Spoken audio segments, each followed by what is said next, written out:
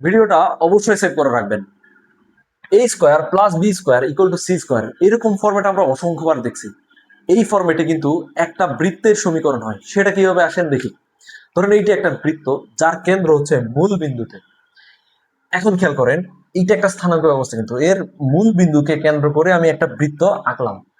ঠিক আছে, এখন ধরেন এই বৃত্তের উপর আমি যদি যে কোনো একটা বিন্দু নেই, ধরেন এখানে এখানে এখানে যে কোনো জায়গায়, বা এখানে এখানে যে কোনো জায়গায় এর পরিধির উপর আমরা যদি একটা বিন্দু নেই, তাহলে কি হবে দেখেন। আমি যদি এখান থেকে এখানে একটা রেখা টানি, অথবা এখান থেকে এখানে একটা রেখা টানি, এখানে একটা রেখা টানি, এখানে একটা রেখা টানি, মানে যে জায়গায় টানি এই রেখাটা হচ্ছে সমান হবে। কেন? এটা হচ্ছে বৃত্তের ব্যাসার্ধ আর, ধরে নিলাম এই ব্যাসার্ধটা হচ্ছে আমাদের আর। এখন এখানে যে বিন্দুটা নিলাম আমি প্রথমে, এই বিন্দুটা হচ্ছে ধরেই এক্স কমা ওয়াই, মানে এই বিন্দুর কোঅর্ডিনেটটা হচ্ছে এক্স ওয়াই। তাহলে এখানে এক্সটা কি আর ওয়াইটা কি?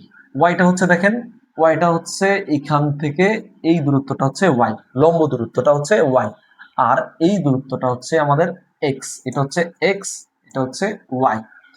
এখন দেখেন এটা কিন্তু একটা রাইট অ্যাঙ্গেল ট্রায়াঙ্গেল, মানে একটা সমকোণী ত্রিভুজ। এই কোণটা হচ্ছে আমাদের সমকোণ, এই যে এই কোণটা হচ্ছে আমাদের সমকোণ।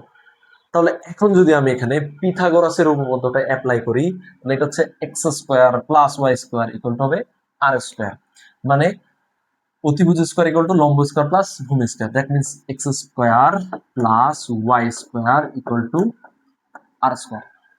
এইটা হচ্ছে একটা বৃত্তের সমীকরণ, যেই বৃত্তের কেন্দ্র হচ্ছে মূল বিন্দু এবং ব্যাসার্ধ হচ্ছে আর। তার মানে আর ব্যাসার্ধ বিশিষ্ট এবং মূল বিন্দুতে কেন্দ্র, এরকম বৃত্তের সমীকরণ হচ্ছে X square plus Y square equal to R square. যদি ভিডিওটি ভালো লাগে তাহলে অবশ্যই শেয়ার করুন, পেজটিকে ফলো দিবেন। এরকম আরো ভিডিও পেতে চাইলে অবশ্যই কমেন্টে জানাবেন।